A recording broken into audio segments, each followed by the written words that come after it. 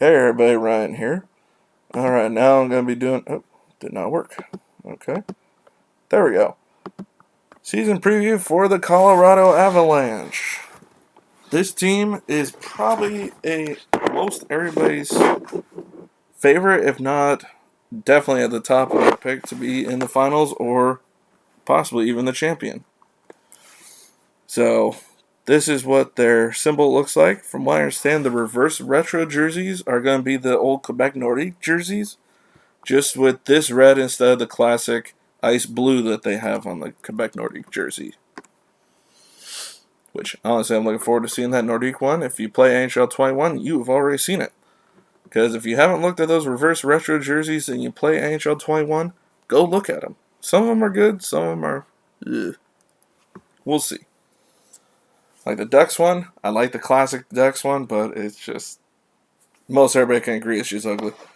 Some of them are just ugly like that. And some of them are just old ones that change the colors a little bit, like this Nordiques one for them. Alright, to get on with the Avalanche now. Stop going on tangents, Ryan. Come on.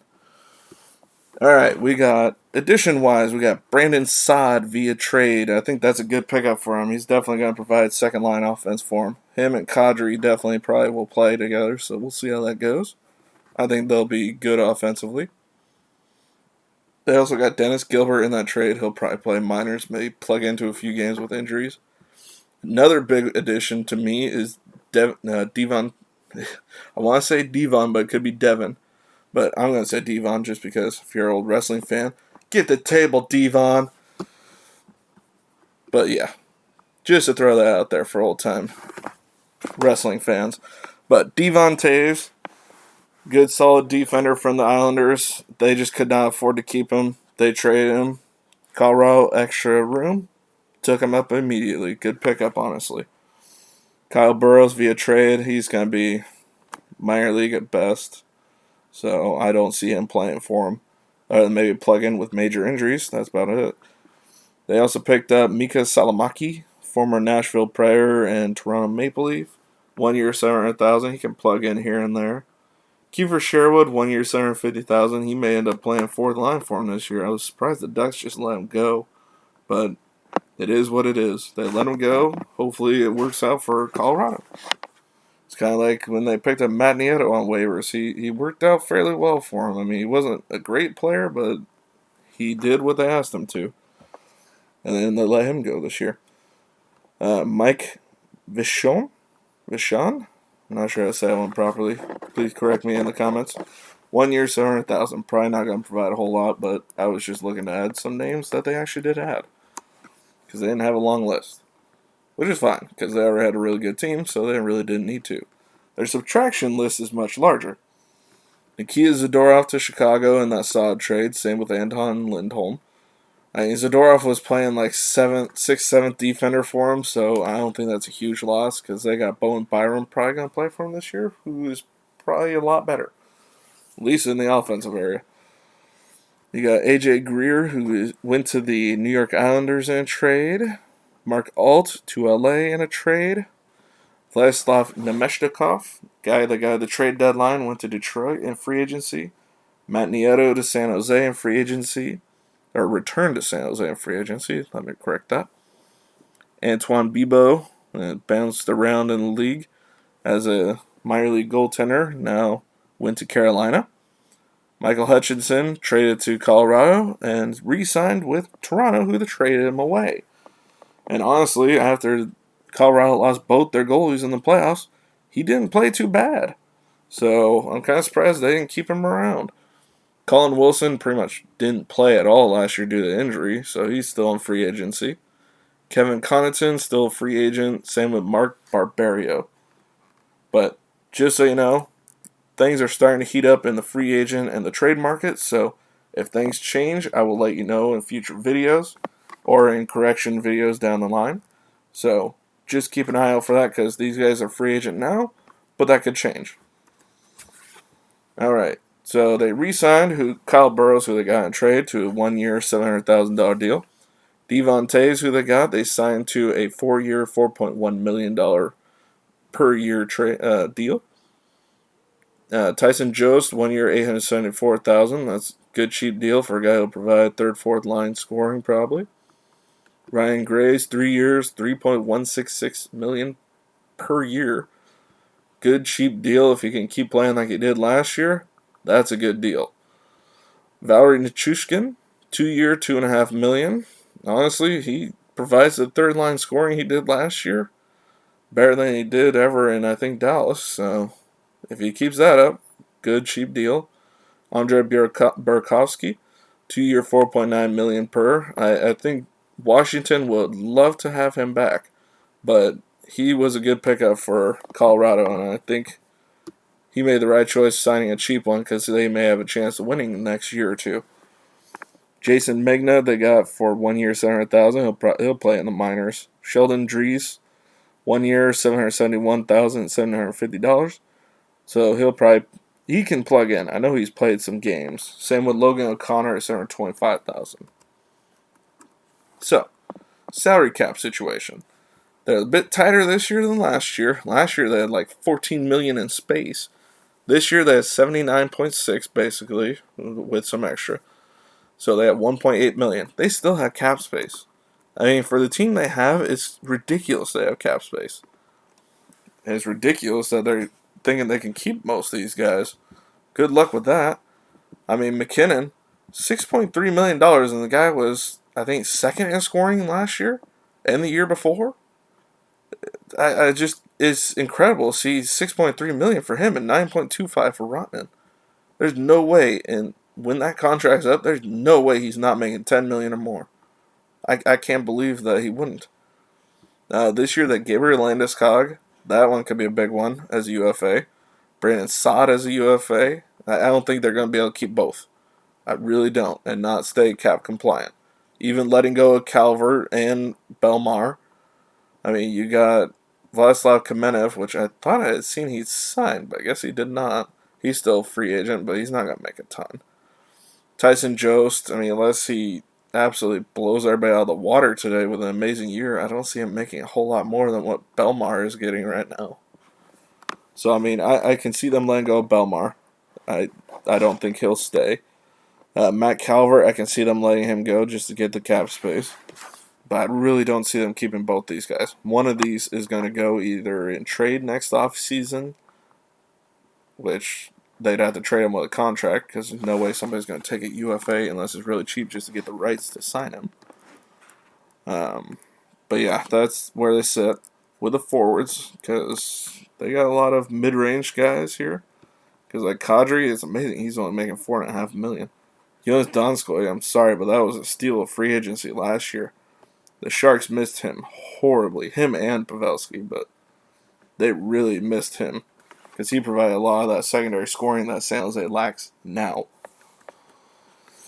And he provides it real well here as long as he doesn't get hit in the head.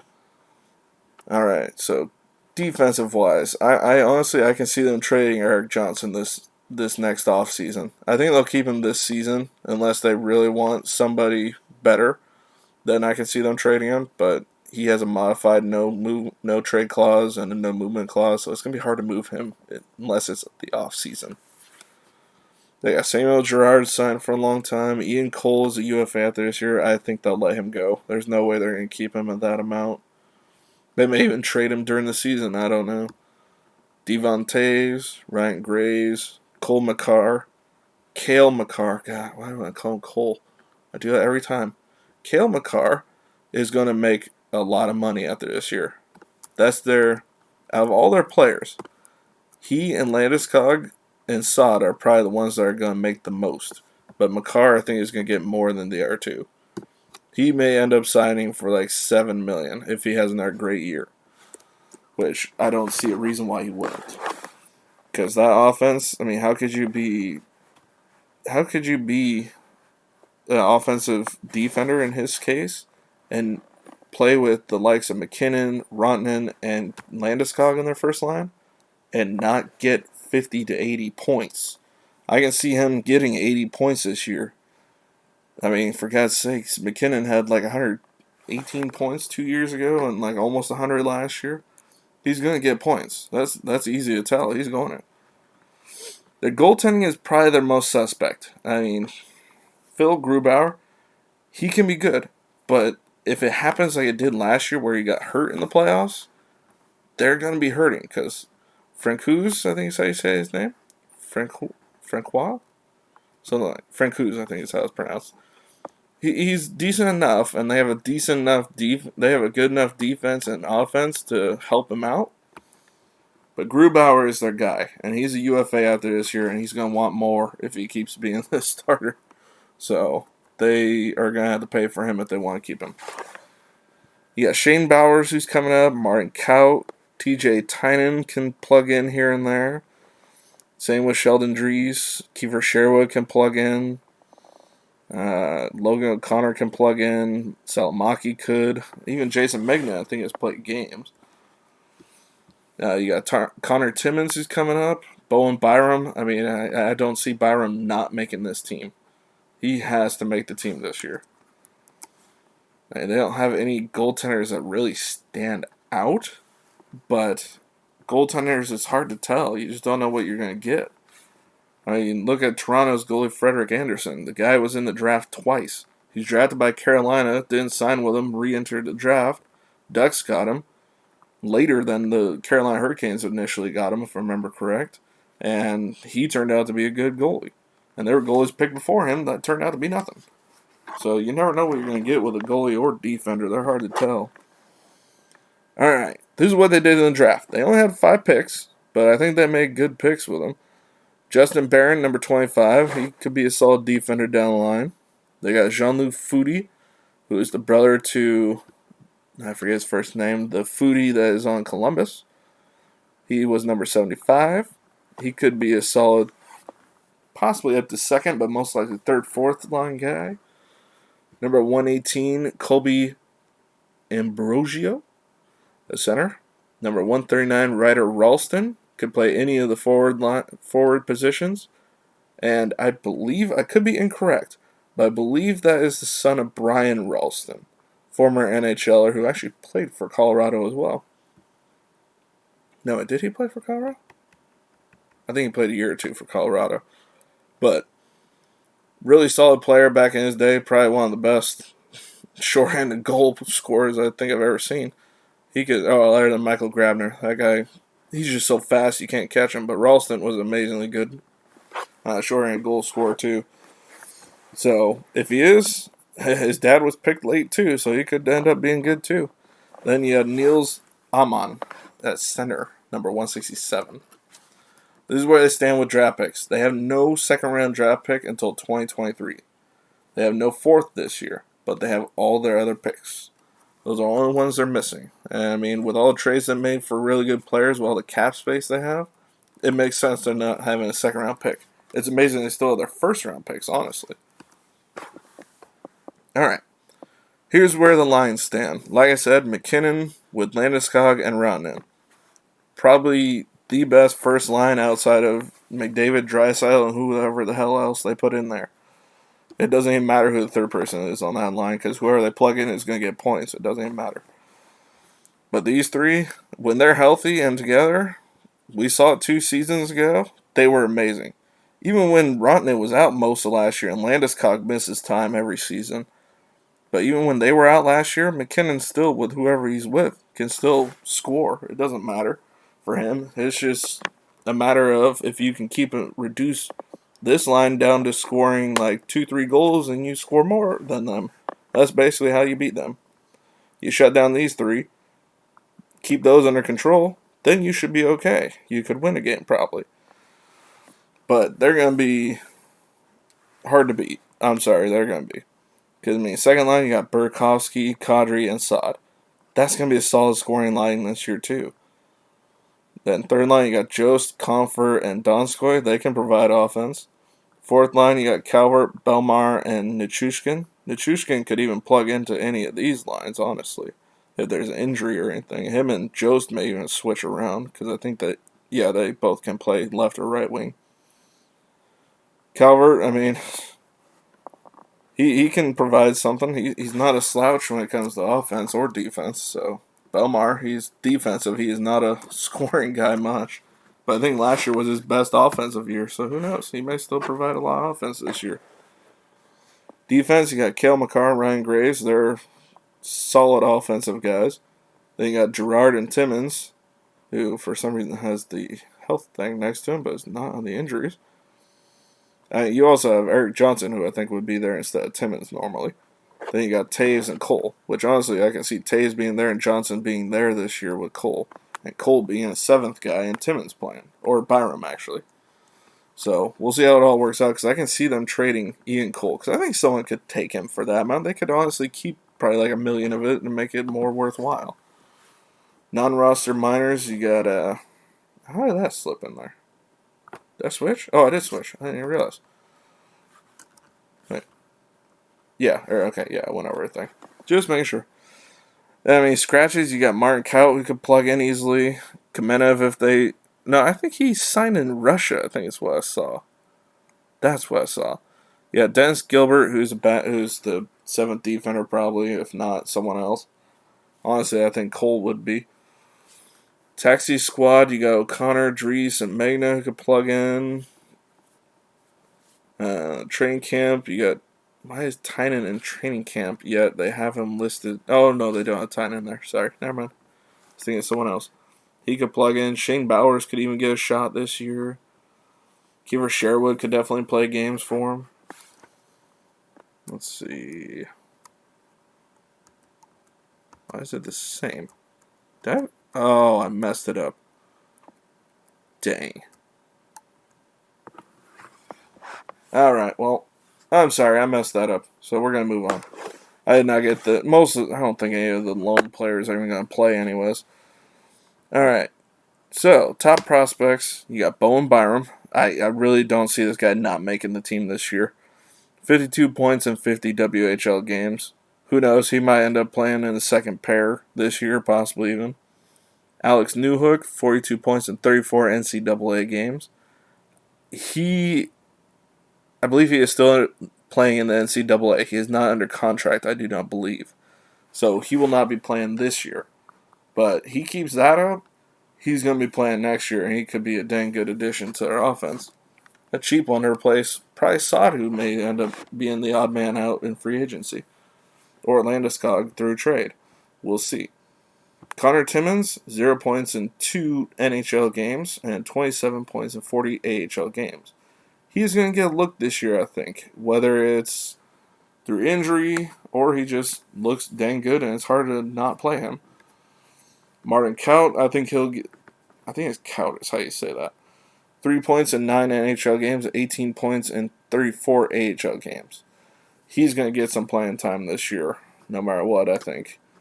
Justice Anunen, a goalie, 15-5-3 in 23 Liga games. He's not going to be there this year. Definitely not this year, but possibly in the future. And once again, the AHL one for this year did not list Justin Barron, their first-round pick. It didn't list Shane Bowers, who are guys who could play. Jean-Luc Foudy, Alex Bocage, and Sampo Ranta. If that is not someone from Finland, I don't know Finnish names. Although it's one of the easier Finnish names I've ever seen. But still, think it is. Alright, so season outlook.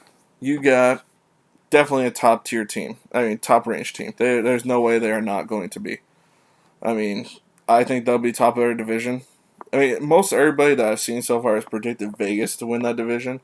I think Colorado's going to win that division. I think it's going to be Colorado, Vegas, St. Louis. Who cares? None of the air matter. And that includes my team. They're definitely not going to matter outside those three. Those three are going to dominate that division. Only thing I can see with St. Louis is they do have new guys like Krug that may take time to adjust to a new team. And that may give an opening for someone else. But if you're going to tell me that Anaheim, Arizona, LA, Minnesota, or San Jose is going to finish ahead of St. Louis, Vegas, or Colorado, I would tell you, you are crazy. No way in heck are any of those five better than those three. I mean, barring injury, because, I mean, Colorado dealt with injuries last year, yet they still were a top team. Vegas, they had injuries, but they still were a top team. I think they're still a top team, but I don't think they're better than Colorado. And St. Louis is still a top team, even though they lost Petrangelo to Vegas. So, we'll see how it ends up playing out, but I don't see Colorado being anywhere other than top of this division. They're going to be, honestly, if I had to pick now, I probably would pick Colorado to win it all. I mean, I don't see it being... I mean, Tampa, maybe Washington are about the only ones I could see that could really put up a real fight against them in the finals. But I don't know. I don't even know what they're technically terming as the Pacific and the... I mean, not Pacific, wow. I mean, the West and the East conferences. I mean, are those two the Western Conference and those two the Eastern Conference? Or is that one and that one the Western Conference and those two the Eastern Conference? How is this working? I mean, we know that one's going to be Western Conference and that one Eastern Conference. Where's the Central? Where's the North? Which one is West? Which one's East? We still got to figure that out because I haven't heard, honestly. I haven't really looked at it, though. But we know the divisions. I just don't know which one's which conference. I mean, next year, if they keep these divisions, I think Minnesota will get slotted into the Central somewhere, and I don't know who's going to switch over to the North Division if they keep that, because it'll be someone that's not in Canada, just to even out the teams with Seattle, because Seattle has to be in this one. So Minnesota or St. Louis had to go, and Minnesota is closer to Central than St. Louis, even though both are technically Central, but I was surprised Dallas wasn't put back into this division instead of Minnesota, but I guess just to even them out. But yeah, Colorado's going to be a top team. If you're a Colorado Avalanche fan, you have a lot to look forward to this year. And I honestly do hope that no one gets injured because I honestly think they're going to be the best team. And to beat them with a half a team would just be worthless. I mean, well, it won't be worthless. In the long run, it won't matter. But I think they're going to be a dang good team, and I think they're probably going to win it all. I have a hard time not seeing them win it all. I mean, other than Kadri getting suspended in the playoffs again, half their first line getting hurt again, and their goaltenders all getting hurt again. I mean, that's the only way they lose. So, that's where I think they're at. So, good luck to Colorado this year, because I think it's going to be a very good year for you for the first time since 2002 when you won the Cup with Ray Bourque. And if you can't win with the team you have now, I'd start talking about a Ray Bourque curse. Because it has not been the same since Ray Bourque won his Cup. Which, I love seeing Ray Bourque win that Cup in 2002. Anybody who says they didn't has no heart. So, that's where we sit with Colorado. Hopefully you enjoyed the video. If you're a subscriber and you've been watching my videos, thank you very much. Make sure you hit that notification bell so you can see the next videos whenever they drop. If you're not a subscriber, hit that subscribe button. What's there to lose? Nothing to lose at all. So just hit that subscribe button, help me out, and hopefully you enjoy the content. And if you do, make sure to like, share, comment. I love to talk to people about this. I'll talk hockey all day. So please join me in conversation. It's always fun. Just keep it civil, because I know sports can get real heated real easy. It has created friction between me and my family, because my whole family's Shark fans, and I'm a Ducks fan. And as you can tell, we play each other a lot. So there's a lot of meh sometimes. So just keep it civil. And that's all I ask. Alright, everybody. I will see you all next video. Thank you for joining. Bye, everybody.